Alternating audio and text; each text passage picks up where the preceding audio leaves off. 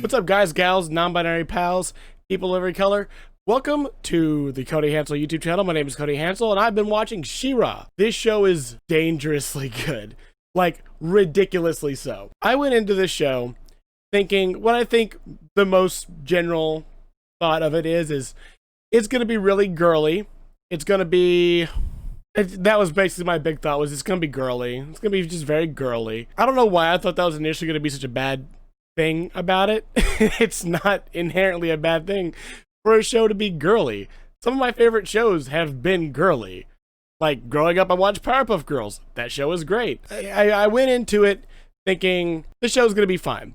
And whenever the first season initially came out a few years back, I watched it and it was fine. It was a fine show. I didn't love it. And whenever it got to its initial ending, through everything, they came together and the power of friendship won out. I was like, okay, yeah, cool. All right, yeah, fine. The show's fine. I'm not super excited for more, but I might watch more. And then I didn't watch the rest of it until the last season came out this past month, so I decided just to marathon the whole thing. And boy, was I doing myself a disservice. It is a disservice to yourself to not watch this show, because watching it has made me so ridiculously happy. I love everything about it. It's amazing how good of a show this is. Just how it handles everything that it focuses on. So where to begin? Let's begin with the characters. We'll begin with the story. The overall story of this is you have our main character, Adora, and she works with the Horde, who are trying to take over or liberate, I think they say a few times, Etheria, which is the planet that they're on. And their whole game plan is to just slowly take over the world. But there's these princesses who are out in these woods and around the rest of the world, keeping them from taking their hold on the entire planet. So they have to go deal with that. But Adora and Catra being Adora's best friend at the Fright Zone, figured out that they needed to go do a mission, or Adora was going to do a mission or something. I can't really remember the main premise, but they end up in the woods where the princesses live. Adora finds this sword, the technological, whatchamacallit, magical sword, and with that sword, she obtains the power to become She-Ra, and realizes that the Horde, that are called the Horde, that live in a place called the Fright Zone, who is led by a mysterious magic user named Shadow Weaver and a dude named Hordak. She realizes just now that those are evil things. A theme you'll find going throughout the show is that Adora is not the brightest bulb, and that's wonderful for her. She is so great being not the smartest at all. And almost every character is like that, but it's good. Believe me. She finds this out, and here's like the main focal point. She finds this out, and then her and Catra get separated. Like, she abandons the Horde and starts working with the rebellion with Princess Glimmer and Bo. Bo being my top 3. He's in my top 3 characters. I don't know if he's number 1. He's not number 1. He's in my top 3. And here we see like the main problem with the show. The main problem with the show isn't the fact that the Horde are trying to take over Etheria. The main problem with the show is the fact that Adora and Catra are not together. And that might sound weird because Catra is our main antagonist for 95% of the show. But believe me, it's the most important part. They go through all that. They meet Adora meets Bo and Glimmer, and she is now on a journey to discover her magical destiny and save the world. That's the premise of the show. That's it. From here on out, I might drop spoilers here and there. That's a lie. There will be spoilers. I'm sorry. We'll just get into some of the topics that I really, really appreciate about the show. And the first one's definitely going to be the characters. Starting with our main character, Adora. She is brave. She is loyal. She's headstrong. And she's very uptight. And not uptight in the sense that she's strict or anything. She's just very hard on herself. Something that was ingrained in her with her time at the Horde. She has to win. She has to think everything through. She has to have the plan down packed to succeed. And whenever that doesn't happen, she gets very in her own head about it. She's very paranoid and disappointed. And the whole thing about She-Ra is that in a way, it is tied to your emotional status. And whenever your emotional status is compromised, She-Ra doesn't like to show up consistently, which happens multiple times throughout the show. And those are kind of the best moments in the show, where Adora is at her low points and her friends and cohorts have to bring her back up. Next, we'll talk about Catra. Catra is not my favorite character because she just doesn't fit in the mold of my favorite characters in shows, but she is the best character. In my humble opinion, she is the best overall character in the entire show. Her entire arc, everything about her revolves around the fact that she is constantly abandoned. She's second rate. She's always being left behind by Adora, essentially. And the entire crux of the issue, the reason why she wants to defeat She-Ra so badly, is because Adora hurt her so much whenever she said, adios, I'm gonna go fight the Horde for the rebellion now.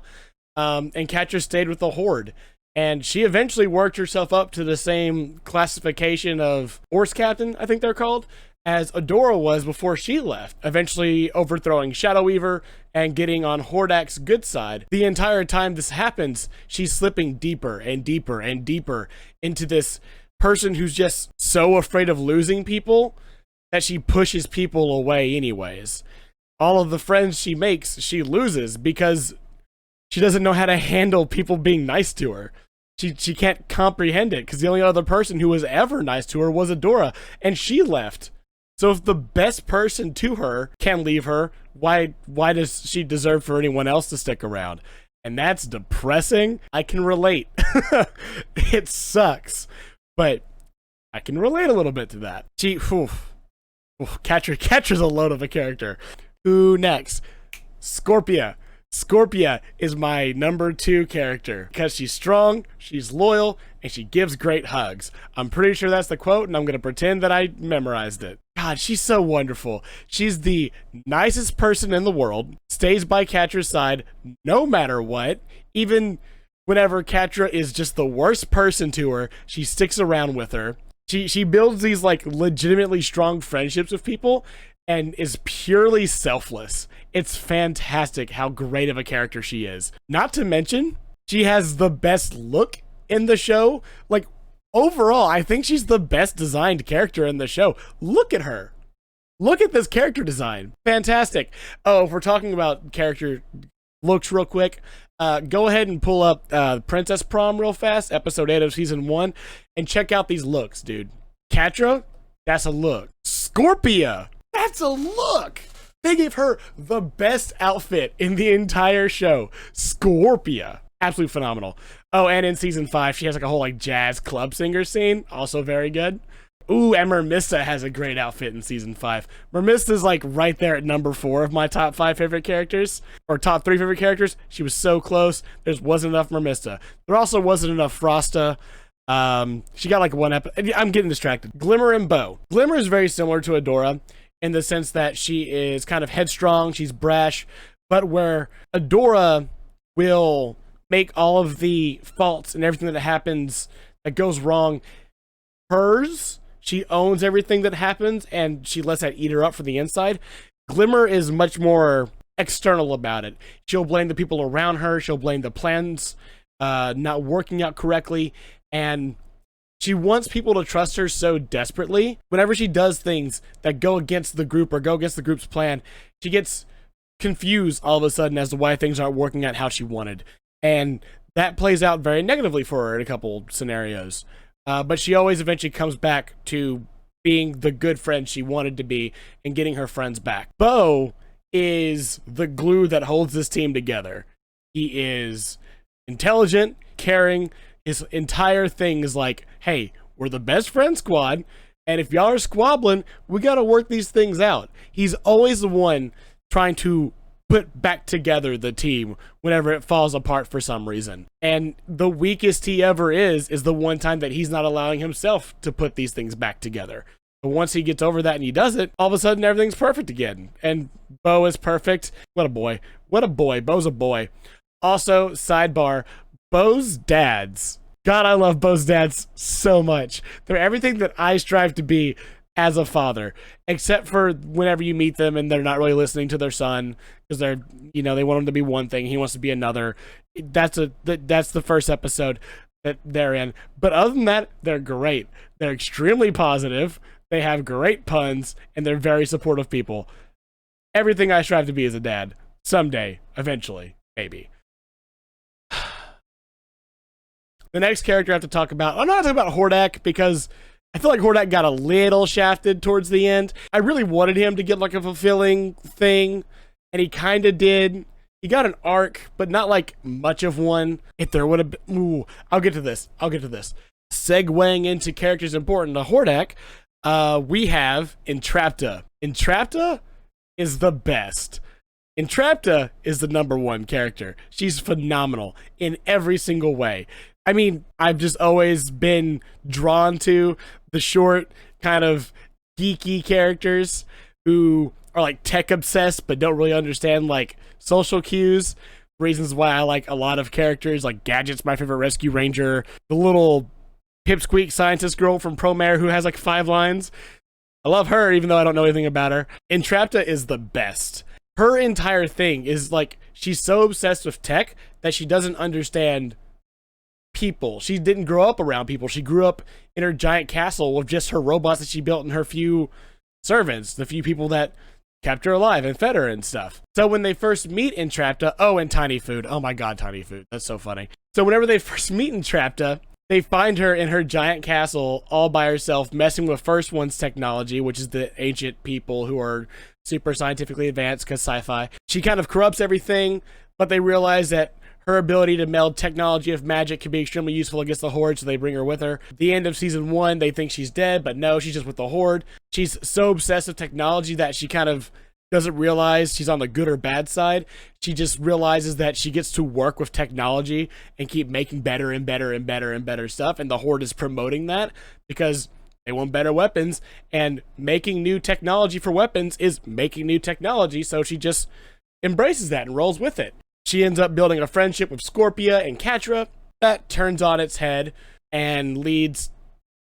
Well, Catra happens. That's the best way to put it.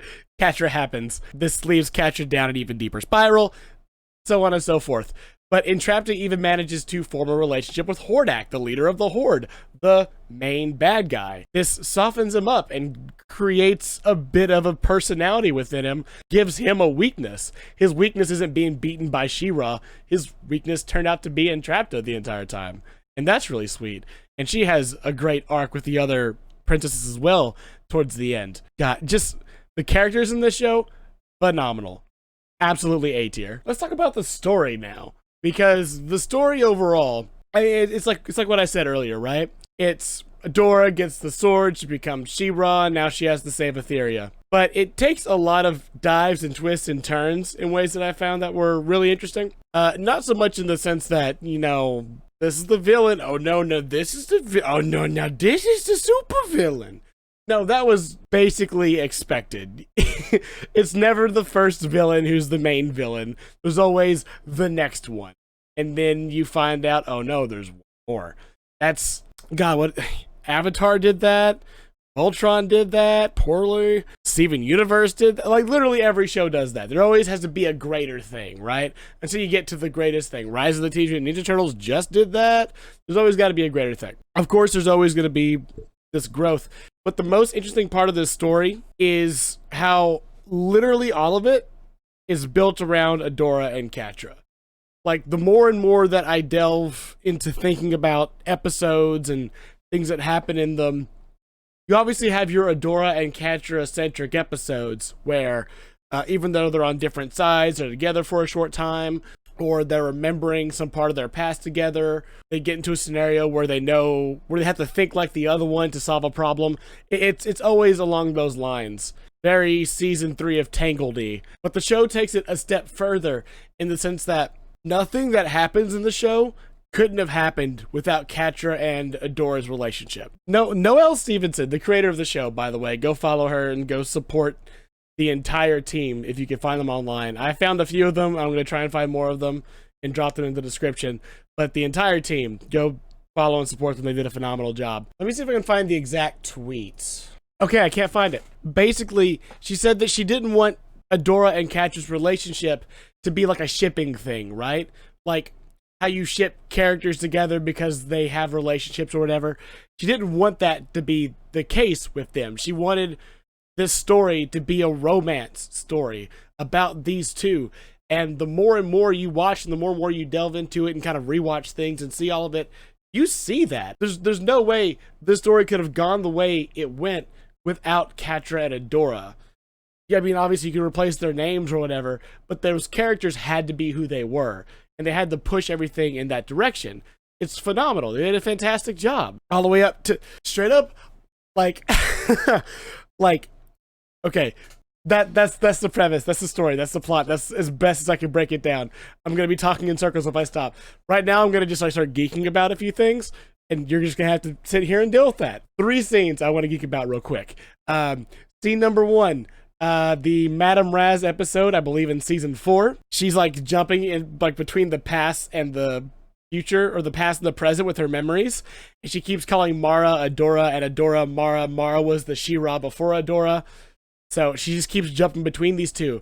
And boy howdy, did it almost make me cry. Like tears were forming because the whole thing is just a big, I'm gonna say allegory. I don't know if that's the right word, but it's just an allegory for Alzheimer's. My grandfather has dementia. It's a form of Alzheimer's, I believe. The way her memories were jumping back and forth through time, and how you watched her be confused and, you know, sad and kind of broken over it. Oh, it messed me up. It messed me up a little bit. Oh God. Then there's Scorpia's whole arc where she has to where she comes to the realization that Catra's not a good friend. Like she finally says, I can't be with Catra and I can't be with the Horde. They're not doing the right things. I have to go be a good person now. And she leaves Catra. And that's the thing that pushes Catra over the edge. That's the thing where Catra's like, I can't. I have no friends. There's no friends to live for. There's no one to live for. No one cares about me. Why should I care about anyone else? And she goes down this spiral where she gets desperate at sometimes. With Lonnie, Kyle, and Rogelio. She gets angry and pushes them away in the very same scene. And it's this desperation and sadness that makes Catra as a character just so interesting and so God, what's the word? Hey guys, Gold. what do you call it when something's like interesting, like a character is super interesting? Intriguing? Yeah, that's it. Thanks, Carlos. It's what makes her a super intriguing character. They're gonna hate it when they see this video. Love you guys. It's what makes her so intriguing, and I absolutely love it. Third and final bit that I really just want to rant about real fast. Mega spoiler here. Skip ahead a little bit. I'll put the timestamp. Mega spoiler here if you don't want this spoiled. This is like the mega spoiler. Okay? Okay, right there on the last episode where Catra pulls Adora out of her little depressed mind space, and they're sitting there, the poison's eating both of them up, the heart of Etheria is right there, and it's about to blow, and they're just sitting there. Ooh, this is before they even say they love each other. I'm just sitting here like, kiss her, kiss her, kiss her. And like I was freaking out like, please, just show your love for each other. I need this. I want to be happy for you. And then they said, I love you, which was extremely sweet. And then they finally did it. They finally did it. And I was so happy. I audibly cheered. I was so happy. It was phenomenal. God, it's so good. 5 seasons of waiting for these two to figure their stuff out, and it finally happened. Noelle, thank you. Phenomenal. Also, Noelle, if you're here while I have your attention, I have 2 ships that I really got to know about. One, Perfuma and Scorpia. Yes, no, do they, don't they? And then also Kyle and Rogelio. Yes, no, do they, don't they? Thank you. I'll be waiting your answer. Assuming she's ever going to see this. Alas, not everything can be perfect, and even in this show, there are a few things that aren't perfect. And most of those things are nitpicks, so I'm not going to talk about them too much, except for these 2 nitpicks that I kind of really want to talk about. One is the theme song. It's way too short. Yeah, that was the whole theme song. There is not another 27 seconds of the theme song that exists, and if anyone tells you otherwise, they're wrong. I really didn't like the theme song. Like, the musician and everything was good, but God, the words, oh, they're so corny. Oh, they're so corny. They're too corny even for me. And some of my favorite characters are the corny ones. That was too corny for me. So, sorry. Didn't love the intro. And also, I don't want another season. I mean, I wouldn't say no to another season. But I don't want another season. I just wanted, like, another episode. You know? At the end of this big journey, this big amazing adventure, we get a couple of minutes after the fight, and that's it. And they're like, so should we go on one more adventure? And they're like, and you know, Bo, Glimmer, and Catra are all like, yeah, you know it. Why? I really wanted like a Steven Universe Future final episode, where the final episode is just maybe prepping for that big journey, but we get to see the aftermath of everything. We get to see Hordak and Entrapta. Like, what happens to Hordak? We don't know. He gets brain wiped, but we don't know. What happens to what happens to wrong Hordak? What happens with Scorpia and Perfuma, maybe? I don't know. Noelle, you tell me. Like, what happens to the Horde and the rest of Etheria and the Rebellion? Like, how do they work their stuff out? Even Voltron did that. And Voltron did everything wrong in its last season. Man, I don't know. That's like, if I could ask for anything from She-Ra, besides Noelle to answer my questions about my ships is very important, it would be to have one last episode to wrap everything up, to put a nice pretty little bow on the top of this story. You know, like, that would have been nice. It would have been really nice. We could have seen maybe, I don't know, Bo proposing to Glimmer. We could have seen just Adora and Catra just being cute for a whole episode, besides the episode where Catra sneezes. That was really funny. I just wanted more of that, you know? I wanted one more episode to just put a nice little bow on everything, because it feels like it stops too soon without it. But man, it's hard for me to not love this show. It's corny, it's goofy, but it's got really compelling characters and a really compelling story. And it's probably the best animated love story out there. I cannot think of a better animated, like, romance than these two. You know, it wasn't some LGBTQ shoved in thing at the very end like Korra, even like queer baiting like Voltron very much so was. I used to think maybe it wasn't, it was just an accident, but now that I've gone back and really looked at everything, no, it was very blatantly queer baiting. Man, they just did a perfect job of that in this show. More believable than Avatar: The Last Airbender's romance. It's that good. Go watch She-Ra if you haven't. Give it a chance. I know the first few episodes of the first season are a little rough, but everything after Princess Prom is phenomenal. Yeah, I mean, that's really it. Go follow the creators. Go watch their stuff. Keep an eye out on them, because they're going to be making more stuff. I'm sure there's no way they won't get more work after how great this was. And if you liked hanging out with me here today, check out more stuff that I do. I have other videos. I stream on Twitch every weekend. I have a Twitter account and an Instagram. Follow those. Subscribe here on YouTube. Drop a like if you like the video. And let me know down in the comments, who is your favorite She-Ra character and why? Because, I mean, it's going to be hard for anyone to convince me that Entrapta isn't perfect, but if anyone can, maybe you guys can. I don't know. So remember, be strong, be loyal, give great hugs. Cody out.